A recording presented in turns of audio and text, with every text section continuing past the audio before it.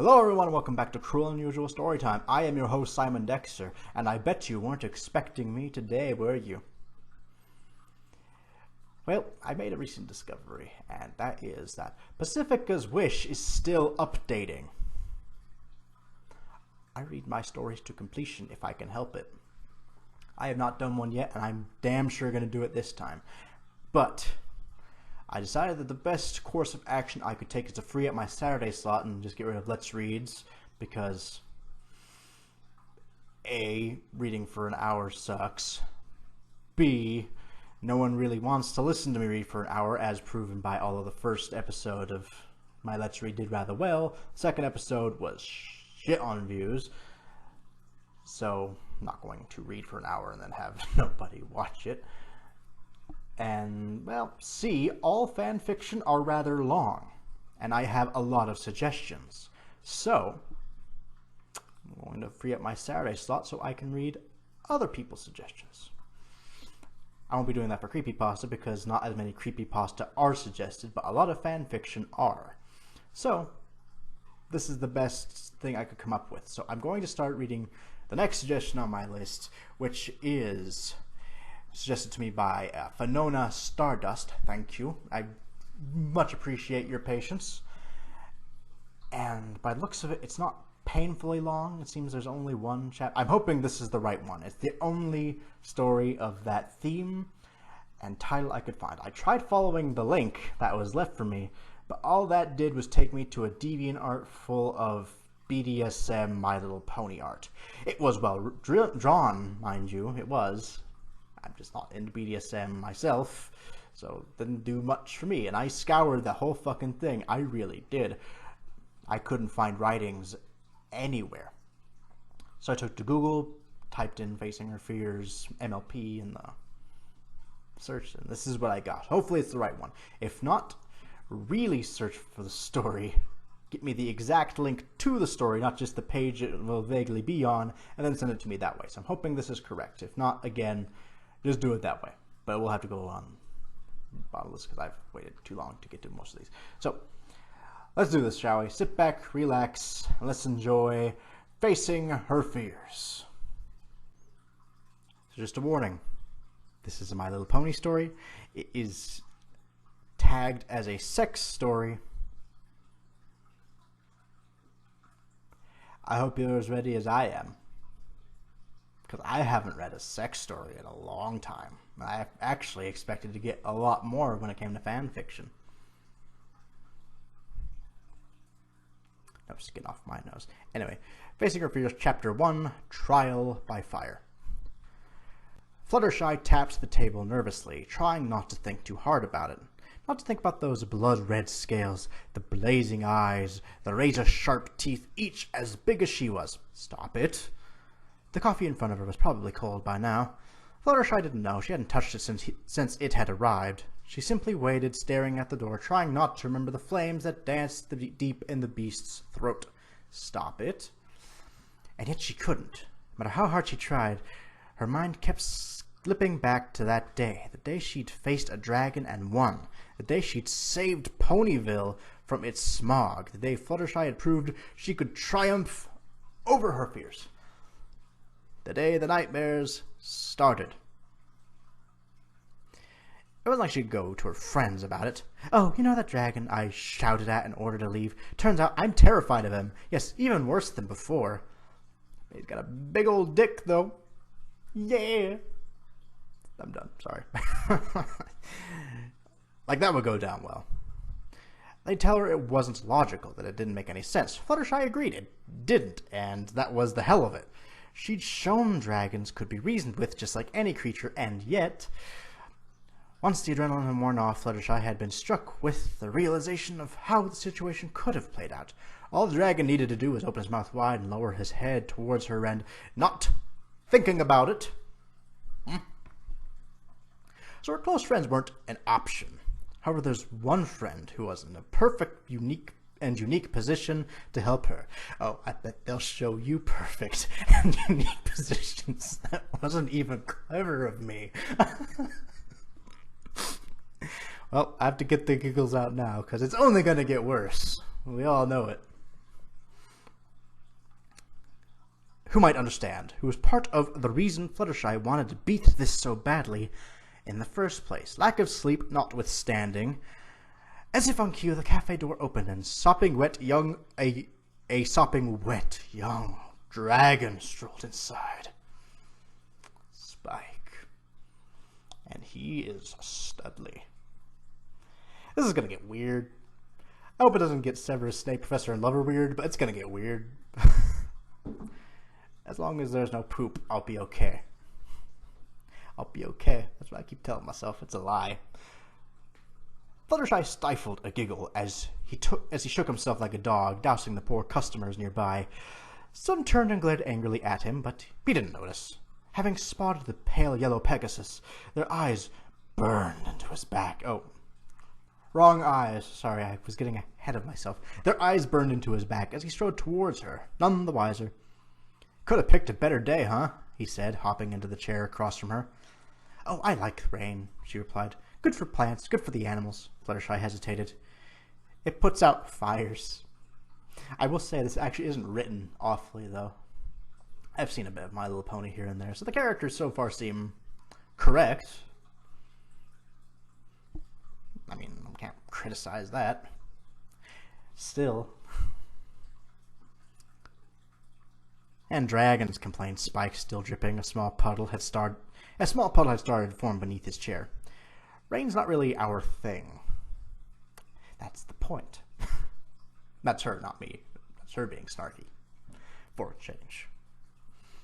I'm sorry. I shouldn't have asked you to come all the way out here. It's fine, Spike grinned. Beats sorting books all day with Twilight. She's reorganizing the entire library again by date this time. It's worse than when she ordered them by color. He shuddered at the memory. So what's up? Are you sure you wouldn't like a coffee? I'll pass. Stuff goes right through me. Spike gazed wistfully up at the ceiling as Fluttershy added yet another item to the list of dragon things she was trying not to imagine. And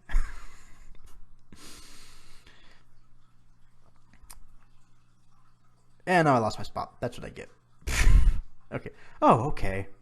The silence stretched out between them, Spike waiting for her to speak. Fluttershy pointedly avoiding eye contact as she searched for the right words. She had them all planned out in her head, but now they seemed stupid and childish. Spike, you're a dragon, and I'm scared of dragons. Help? I mean, you'd probably think of something a bit more witty to say. I don't know. Fluttershy, you alright? Not really, she mumbled. I'm not sleeping well. Is that rooster keeping you up all night again? We go see Sakura. She's probably still got some of that sleeping potion. It's not the rooster, said Fluttershy, neglecting to mention she'd already bought and exhausted Sakura's entire stock. What then? Dragons, she whispered. Come again? Dragons. A little louder this time, but it still only amounted to the barest of squeak. What am I reading? If Spike hadn't been straining his ears, he'd have never heard her. Dragons? What you mean, you people? I shouldn't be making jokes like that. I'm gonna get fucking my teeth kicked in, and I deserve it, frankly. But hey. Dragons, he asked, raising an eyebrow. Fluttershy merely whimpered in response. But you totally kicked that dragon's ass! He was gonna say ass. I see that A. I'm not dumb. I'm a little dumb. That's okay. Spike stuffed a claw in his mouth. If Twilight found out he'd been using language like that, he'd never see another gemstone for a week. Potty mouth. Because if I recall, he's a baby dragon. He shouldn't be swearing.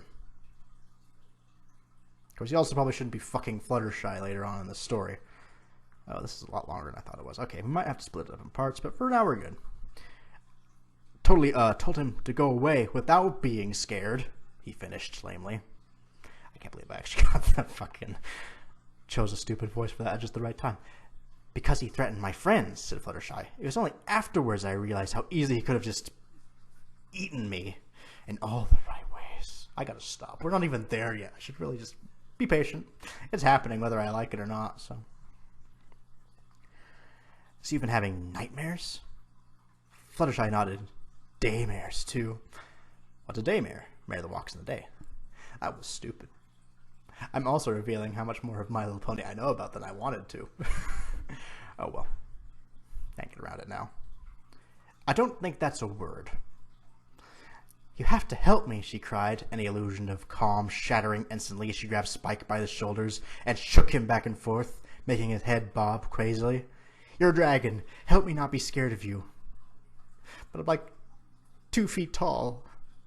How am I going to help? That's not what he said. Well, that sounded as stupid as it did in her head. And now the other patrons were beginning to stare. A mayor violently shaking a little dragon while yelling, "You're a dragon!" was bound to draw looks. I mean, yeah. Yeah, it would, kinda, wouldn't it? She dropped him, staring at her hooves in disbelief. Oh, I'm so sorry, Spike. I don't know what got into me. Oh, I know what's good. I gotta stop. Just read the fucking story. Fluttershy's head sank down onto the table between them, hiding her burning cheeks against the wood. Right now, she wished she could just melt away, just disappear, never come back. Give it a few years, when the show is eventually canceled, then you can go ahead. That was negative of me. I apologize. Hey, no harm done, assured Spike, shaking his head as he tried to get the world to stop spinning. So, you want my help? Fluttershy nodded, not lifting her face from the table. All right, I see what I could do. Twilight's gotta have some books about fears that... No! Fluttershy shot bolt upright, glaring at Spike with wild eyes. No pony can know, she hissed. Also, I've never much cared for the any pony, no pony thing in that show. Just because not everyone in that universe is a pony. Why couldn't they just have kept anybody? Body has nothing to do with humanity. It could have easily just stayed anybody, nobody. Is it just because they've just had to shove pony in everything like the Chimp Stale episode of Fairly Odd Parents? I don't know. Sorry, I had to throw that in there because that's going to bug me because it always does. Okay, no worries. She won't even know they're gone. Fluttershy smiled weakly before downing her cold coffee in one huge gulp. Thanks, Spike. Not a problem. Oh good, he thought. This can only end well. In all the right ways. I'm never gonna stop. In the gloom, Spike broke his sleeping act and peered out into the darkness. If Twilight's snores were to be believed, she was completely out of it. And if past experience was anything to go by, she'd stir for nothing short of an explosion before sunrise. The perfect time to browse the library unnoticed. Ugh, now he was sounding worse than Twilight. Sneaking into a library? Who even did that? I was going to say I would, but no, I wouldn't. That'd be creepy. A good friend, he answered. And good friends were often rewarded with gems. I'm also getting Spyro flashbacks with all gem talk. Spike tossed his blanket to one side and crept downstairs. He almost needn't have bothered. The unicorn's snores were far louder than his footsteps. Once downstairs, Spike unhooked the lantern from the wall and lit it with a quick burst of flame. Okay, fears, he muttered. F. He glanced at the book nearest him in the A section. The Elements of Harmony was titled and blazoned on the cover. That wasn't right. Surely it should have been under E. I've seen the pilot for sure, so I know that joke. It was under E. T at the very worst, but A. Section usually holding the F tiles was just as bad. Photography and fashion, a history. I was trying to say photography for some reason. Photography and fashion, he read. Realization dawned. Twilight had been sorting them by date. His shoulders slumped and his eyes traveled the vast length of bookcases. This is going to take all night. Okay, Spike, don't panic. Do this cleverly. And so he set to work pulling books off the shelves entirely at random and tossing them into a pile when they failed to meet his criteria. Away went The Psychology of Poker, followed closely by Dairy Farming Through the Years. Other notable titles included Changelings, Friend or Foe, The Complete Guide to Hot Air Balloon Maintenance, and a book on demonology that boasted, now with 30% more blood rituals. That went wrong very fast.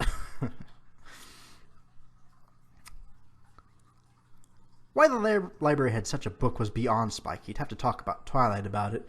Please don't go into blood rituals. I just wanted this to be a nice, wholesome porn story. I don't need blood rituals and demons too. One or the other. Don't give me both. I can only handle so much. After hours of searching, he finally located the tome he was after, wedged between a compilation of horror stories and proper application of hoofcuffs and other restraints for recreational use. He was really going to have to talk to Twilight. That's where the BDSM comes in. Good. Gripping his prize tightly, Spike stole upstairs, stashing the book under his bed's cushion before settling in himself. The welcoming emptiness of slumber had just started to fill his head, and he jolted upright. He hadn't put the other books back, and if Twilight found them in the massive pile, she would know he'd been up to something. With a heavy heart, Spike trudged downstairs once more, knowing full well that it would be hours before he returned to his warm bed. Fluttershy was going to be very generous to make this worthwhile. When his face finally smashed into the pillow again, the first rays of sunshine were beginning to peek over the horizon. It's looking a bit longer than I thought it was. I'm going to have to split it into parts, but maybe I can read one more section before calling it quits. The knock on Fluttershy's door was not entirely unexpected, but even in her greatest hopes, she hadn't thought Spike would return so quickly. After all, she'd only told him yesterday. Fluttershy opened it to find the young dragon proudly displaying a small leather-bound volume entitled Facing Your Fears. "Morning, Fluttershy," said Spike brightly, immediately followed by a long yawn into the back of his claw. "Oh, Spike, is that—" "Yep, took me all night, but I found it. I knew we had it somewhere. So can I come in?" Fluttershy glanced nervously over her shoulder. "I guess so." She stood aside to let him cross the threshold, and immediately Spike understood her reluctance. The cottage was in complete disarray, dust everywhere and litter practically coating the floor. It was as if she hadn't been living here for months. "I'm sorry about the mess," said Fluttershy as she picked her way around the heaps of detritus? I haven't seen that word before. I like it when stories do that. I'll have to look that up later. I'm sure it means something along the lines of garbage. I've just been so tired and it kept piling up, and it just got harder and harder to deal with. I gotta stop. I keep saying that, but I just keep going. She reached the table and collapsed onto a chair. Less than a second later, Spike dropped the book in front of her with a heavy thud, and she almost jumped right out of it again. "Oops, sorry." Spike spun the offending article round to face her. "Anyway, I've been reading this all morning, and I think I know how I can help you." "How?" The dragon grinned. "I thought you'd never ask. Firstly, take off your pants." Ponies don't wear pants. Sometimes, I guess. I don't know. Moving along. The book talks about how when you're scared of something, you stay away from it, right? The problem is, if you avoid it all the time, you're never going to get the chance to realize there's nothing to really be scared of. Even though technically, with most dragons, they are going to be considerably bigger and could easily eat her. To be fair. Shit. But what about the razor-sharp teeth, countered Fluttershy, or the fire, or the claws, or the enormous penis? Yeah, alright. Maybe there are some reasons for dragons, but it's nothing you should be losing sleep over. It's like manticores. You're not scared of them, but they're pretty dangerous too. That is a valid argument. Oh, okay. So remember the dragon you're scared of? You're scared off, pardon me. Fluttershy squeaked. I'll take that as a yes. Well, Twilight and I went to investigate its den shortly after, but another dragon had already moved in. Must be the best cave ever or something. Can't say I see the appeal. Fluttershy's heart skipped a beat. She could see where this was going. So we're going to see the dragon. Spike answered. His smile vanished after the book hit him square in the face. Oh my goodness, Spike, I'm so sorry. You keep saying that, but you keep giving yourself reasons to say it. Anyway, moaned Spike, picking himself up from the floor and rubbing the sore spot where the book's corner had dug in. I don't really get that line, but whatever. Dragons could bruise. He was sure that one would have left a mark for such a demure pony. Fluttershy had one hell of a throwing arm. Ponies don't have arms. Sometimes. It's just you took me by surprise, and Fluttershy trailed off, shuffling her wings meekly. Aha, Spike was anything but sympathetic. Are you sure this is the only way? Best I got, said Spike, stifling another yawn. Unless you want to ask Twilight about it. Gauntlets have been laid down. Fluttershy squeaked again, her wings snapping out in surprise. No, this is fine. Her face disagreed. When do we leave? Huh? Oh, as soon as possible, said Spike, snapping out of his tired daze. Like, today. Fluttershy couldn't have shrunk below the table faster if she'd tried. Scared eyes peered over the tabletop, looking out her window and towards the craggy, foreboding mountain that towered over Ponyville. Today? She swallowed. Spike was right. This was the only way, and delaying it would only make things worse in the long run. It was now or never. Okay, she murmured. Spike didn't answer. Perhaps he hadn't heard her. I said okay, Spike. Still nothing. When Fluttershy pulled her attention away from the glass, she was confronted by a dragon who had collapsed onto the table and was now snoring contentedly. Perhaps our expedition could wait until tomorrow after all. Okay, I think I'm actually going to call it there. The story is going to have to be split up into parts, so I'm really hoping I am reading the right one. I'm probably going to finish this one anyway, just because I already started it. And I hate just leaving stories off on cliffhangers if I can avoid. So, we'll resume this next time. And it will be next Saturday I resume this, I'm pretty sure. So, I will see you all then, and tomorrow as well as we resume Pacifica's Wish. You all have a wonderful day.